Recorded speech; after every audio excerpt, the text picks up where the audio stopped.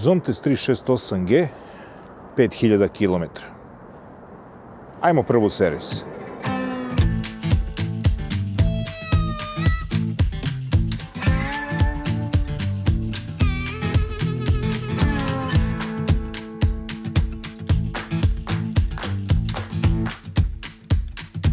Servis na 5000 km, kažu treba uvek biti dobar s majstorom.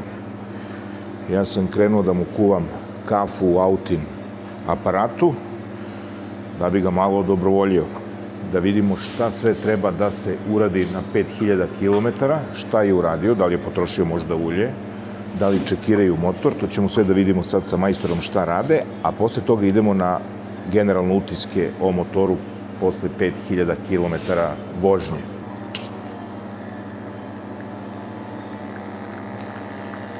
Majstore, stiže kafa, majstore. Domaća, najdomaćija. Reci mi, ostavljaš šećer ili ne? Bez šećera?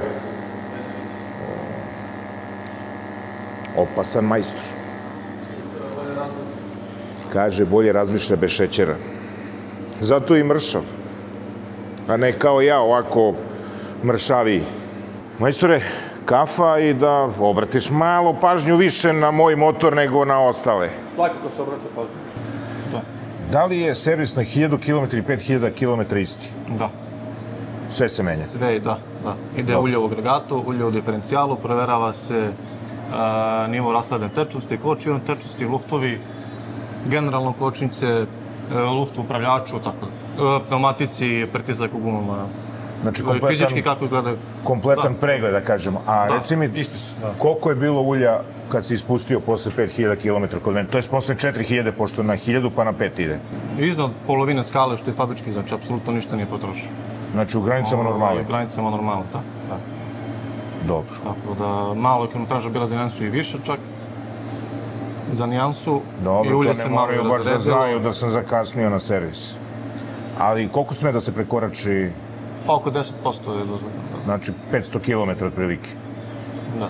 Ne, 400 km. Pa 400 treba na 4, ali to je ono, bolje je da se bude u tom intervalu što bliže koji je propisan, nego da se da se proveri jednostavno motor ranije, svakako. Dobro. Uvek je bolje tako. Ste imali neki zanimljiv slučaj vezan za skutere? G, E, D... Sa Zontesom nijedan od njih, apsolutno nijedan ima problema od njih. Od skutera, ako mislimo na probleme, mislim da... Na probleme, nešto da iskočilo, nešto... Ulje je ništa i ulje kad se, na svakom servisu kad se menja i ulje, ni na jednom do sada Zontesu nikad nije bilo nikakvog taloga. Niti na magnetu, niti ulju, ništa, stvarno ništa. Tako da... Koliko je najviše prešao neki Zontes skuter? Skuter za sada 20.000. Ima ih od 20 već, a? Ima ih. Tu ima kolega Željko, on je blizu 20 isto. On je uzeo za sebe jednog, vidio da su dobri i to je to. Vozi ga svaki dan, ali to ne čovjek i stvarno su kvalitetno uređeni. Dobro. Ja te neću ometati, popi kaficu, završi sa puno pažnje ovaj motocikl, to jest ovaj skuter i idemo da pričamo o 368G iskustvu posle 5000 km. Evo jedne sitnice. Pošto mi je na prijemu ključ i dok mi donose ključ, testirao sam aplikaciju koju mogu da otključavam i zaključavam motocikl. Znači, u slučaju da zaboravim negde ključ, ja mogu sa svojim mobilnim telefonom da i upalim motor ako treba, otvorim sedište, jedino što ne mogu da otvorim to je zadnji kofer koji nije deo motora. Tako, ajde da probamo da ga upalimo. Radi sve na aplikaciji. Pa ovo je savršeno. I evo sad mogu da ga... Hop. Zaključam. Hop. Kontakt. Mogu sipam gorivo, otvorim sedište, otključam, zaključam.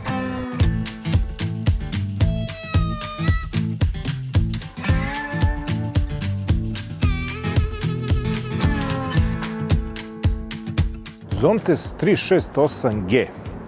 Skoro 5000 km, da kažemo skoro 3 meseca, pa da podelimo iskustvo vezano za ovaj skuter. Prvo da kažemo osnovne informacije. Jednocilindrični motor, 368 kubika, 39 konjskih snaga, zadnja guma 150/14, prednja guma 110/17. Zadnji disk 240 mm, prednji disk 300 mm. Visina sedišta u zavisnosti od modela može da bude 795, može da bude 770 mm, a to utiče i za rastojanje od tla. Na višem je 180 mm, a na nižem je 155 mm. I zapanjujući rezervoar od 17,5 litara. Moje iskustvo je iskustvo vožnje u gradu, lokalne vožnje po Srbiji na nekoliko dana po nekoliko stotina kilometra, kao i jedna avantura od 2500 kilometara sa ćerkom do Austrije i Nemačke. Generalno utisak je dobar, ali ima i nekoliko sitnica i nekoliko stvari koje bih voleo da reše, mada su nešto već rešili u novijem modelu za 2027. godinu. Dodali su tempomat, grejač sedišta i sasvim drugačiji raspored komandi na guvernalu. Ono što mi se sviđa, položaj volana, položaj sedenja, 3 pozicije nogu. Znači ima svoj fuzaster koji položaj i bubamara.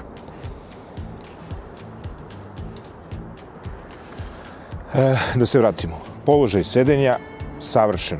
Za mene je idealan. Dovoljno prostora na sedištu i za vozača i za suvozača. Ni supruga ni ćerka se ne žale, čak šta više uživaju kako na kraćim, tako i na dužim relacijama. Klirens od 180 mm više nego zadovoljavajući. Ako se ne varam, na starom GS-u je bio 185 mm. U gradu nemam problema ni sa trotoarom, ni sa kolotrazima, ni sa rupom. Što zbog klirensa, što zbog prednjih točka od 17 inča. Još jedna stvar, keyless ključ. Kao što ste videli u servisu, dok su išli po ključ, ja sam uspao putem mobilnog telefona da upalim motor, čak i da su zaboravili ključ kod majstora koji je otišao kući, ja sam mogao da se odvezem najnormalnije. To je super stvarčica. Motor je dovoljno snažan i za grad i za put, pa čak i opterećenje sa 2 ljudi i stvarima. Samo moram napomenuti, snaga je subjektivna stvar, tako da svako prema sebi mora da izabere jačinu i veličinu motora koji mu odgovara.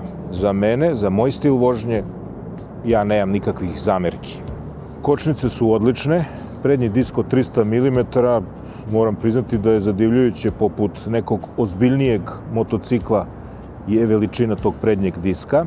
Odlično je rešen sistem hlađenja agregata, pošto se meni možda samo par puta do sada, ili možda nisam čuo kad se palio, ali sigurno toplotu nisam osetio ni po nogama, a ni po telu. Da pređemo sad malo o praktičnosti. Veliki prostor ispod sedišta od 55 litara. USB priključak ispod displeja, u kasetici sa strane, ispod sedišta.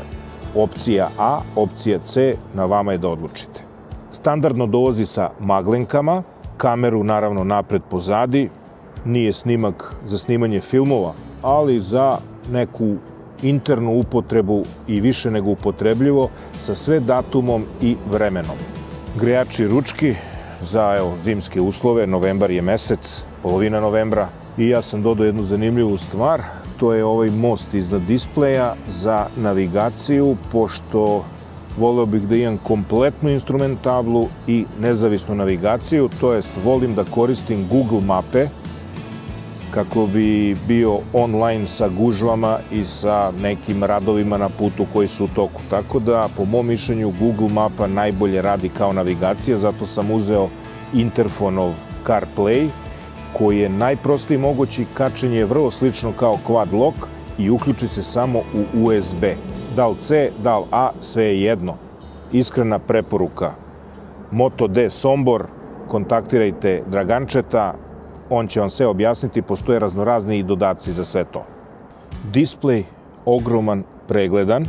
LED svetla, danju su verovatno funkcionalna, to ne mogu da primetim, ali to verovatno drugi učesnici u saobraćaju znaju, ali noću vidim savršeno i sa kratkim i sa dugim svetlima. Maglinke u žutoj boji, imao sam prilike po jednom nevremenu da ih iskoristim u noćnoj vožnji.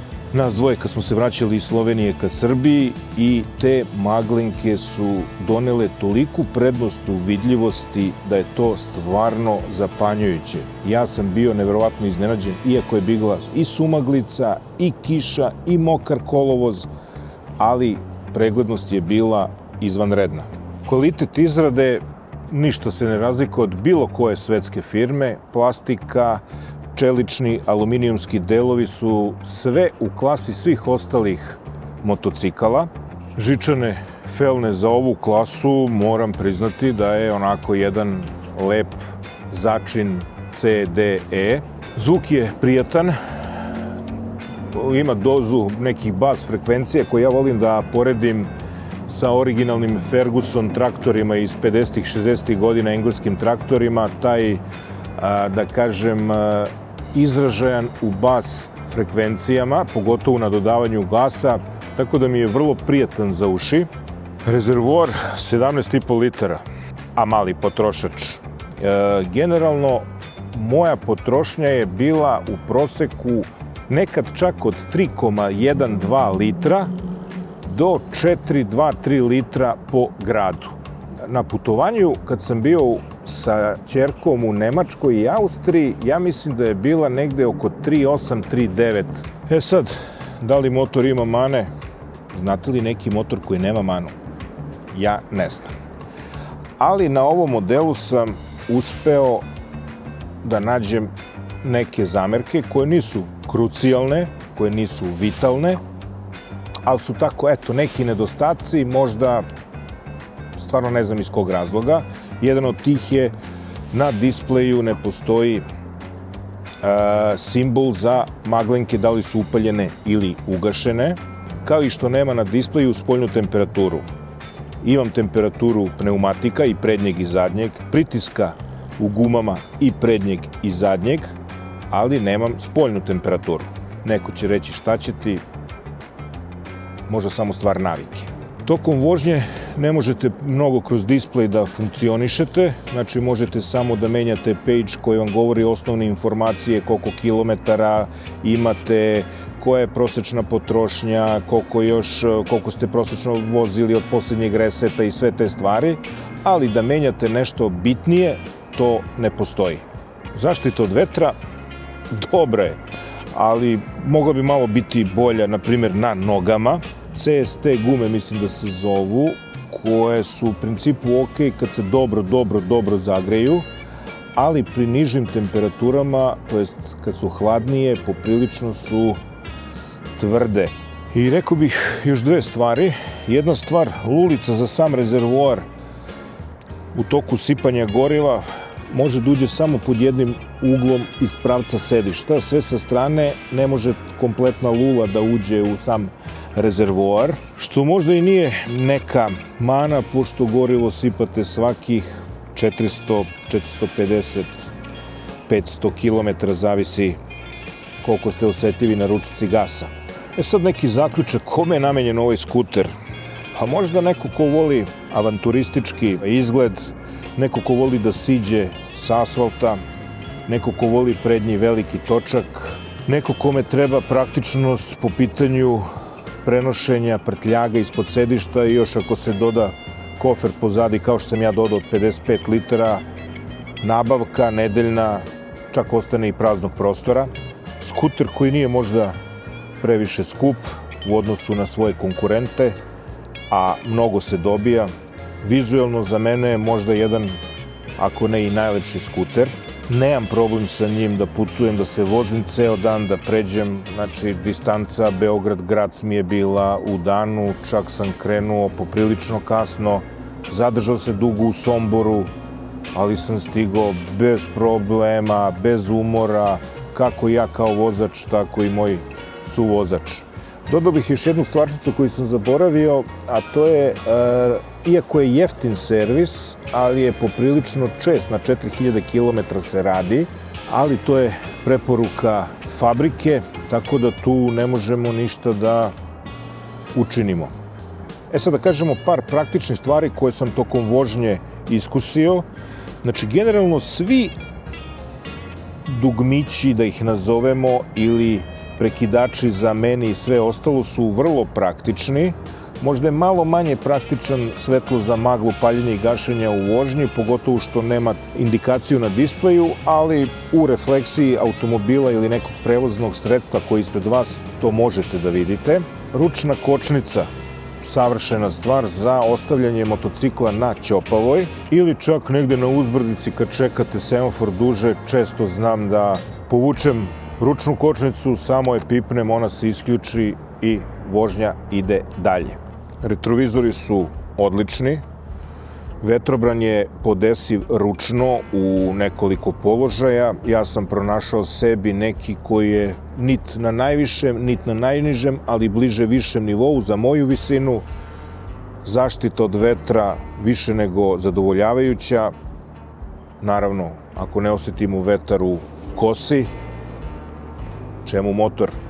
Dolazi sa roll barovima, maglenkama, kamerom, velikim displejom, centralnim štenderom, ćopavom, LED svetlima, keyless ključ, konekcija sa aplikacijom koja trenutno nije savršena, ali da date kontakt, otvorite sedište, otvorite rezervoar za gorivo, pretražite snimke koji su snimljeni, downloadujete te iste snimke, to radi bez greške. A mesta za suvozača ima čak i za mene. Znači ovde bezbedno može sedne čovek mojih gabarita, da se ne dodirujemo, i prvi put sedim, iskreno da budem pozadi, i moram priznati da je stvarno baš udobno. Rukodržači su na pravom mestu, obli su, ne seku ruke, naslon na koferu onako blago da se nasloni.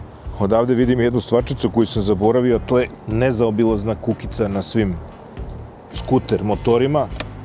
Za mene super stvarčica za neku malu kesu da se okači. Kad idem na svirku, obično imam jednu malu torbu koju nosim neke svoje procesore, kablove i takve stvari, i tu je uvek nakačim. Bez problema na ovom motoru prevozim bas gitaru po lokalu. Dva moda vožnje, ekonomik i sport. Za svih 5000 km koliko sam prešao, ja ne znam da li imam 10 km sa sport modom. Sve sam vozio u ekonomičnom i sasvim je dobro. Sljedeća stvar koju sam htio da kažem, brzinomer. Kao i svaki laže, a ovaj sam testirao, baš zbog toga sa ovom navigacijom gore, pa po GPS-u sam imao brzinu, laže tačno 10%. Ako vozite 50 km na čas po Cajgeru, po GPS-u vozite 45 km na čas. Ako vozite 100 km na čas po displeju, po GPS-u vozite 90 na sat. Maksimalna brzina u Nemačkoj koju sam vozio na autobanu bila je negde oko 154-155 na Cajgeru, sad nas dvoje je bilo na motoru, što znači da je realna brzina negde, maksimalna brzina oko 140 km na čas. Ja ni ostale motore autoputem vozim 120, 130 i ne želim da me vožnja umara, želim da me vožnja relaksira. Vibracije nema. Možda se nekad oseti na nekih 110 km na čas neka blaga vibracija, ali pri nekom blagom skretanju, što prepisujem 95% siguran da su to gume, koje jedva čekam da promenim, i već sam našao za ove dimenzije 14 i 17 Metzeler pravi Turans gumu sa koju sam ja bio stvarno zadovoljan i sa šarmom i sa svojim performansama. Pri većim brzinama 110, 120, 130 najnormalnije se vozi autoputem. Položaj nogu kad se stavi kao motocikl na dodatni fuzaster za vozača, imate osjećaj kao da ste na motoru. Iako je kapacitet rezervoara 17,5 litara, nema neke razlike kad je na rezervi i kad je pun, barem u vožnji, jer ceo motocikl ima veoma nisko težište, što se meni stvarno sviđa, i volim motore koji imaju nisko težište, a teži 200 kg, nije to uopšte naivno. Sljedeća stvar za ljubitelje off-road vožnje, ja ga nisam stvarno mnogo vozio off-road, uglavnom sam sišao na neke makadame, neke zemljane puteve, nisam imao potrebe da isključujem ni ABS, ni sistem protiv proklizavanja, iako to može da se uradi. Praktično, a ima manu. Kasetica sa strane koja je vrlo duboka, može svašta da stane, evo ja imam tu neke kablove, svašta nešto. USB-C, USB-A, Ali šta je problem kod ove kasetice? Problem je što se ova kaseta ne zaključava kad se motor zaključa. Ona je uvek dostupna da se otvori. Eto, malo da skrenemo pažnju u fabrici da to sledeći put stave jednu elektronsku bravu da kad se zaključa skuter, da se zaključa i ova kaseta. Sve u svemu, zadovoljan sam. Mislim da nisam pogrešio u izboru skutera. Što bi se reklo, i dalje me radi. I dalje želim da ga vozim i čak mi je promenilo kompletnu logiku koju sam imao do sada vezano za kupovinu motora. I motor koji će pored ovog skutera doći bit će nešto sasvim drugačije. Jer ovaj motor mi je stvarno vrši kompletnu moju potrebu što se tiče 85% vožnji. Ima štelujuće prednje i zadnje amortizere.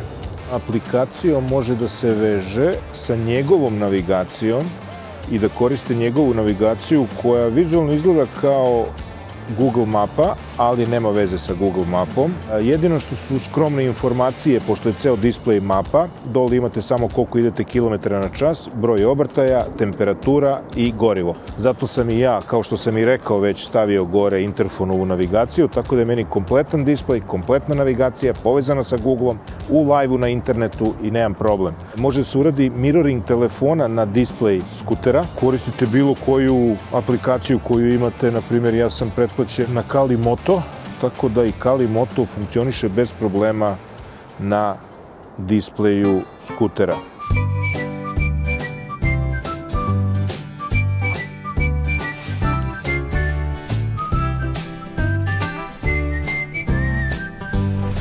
I za sam kraj samo da napomenem jednu stvar.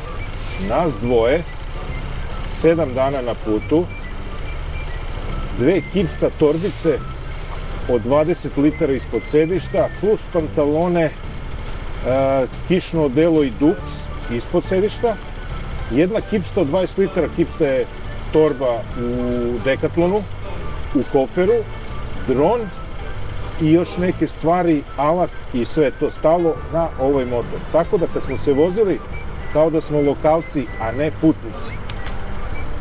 Ćao!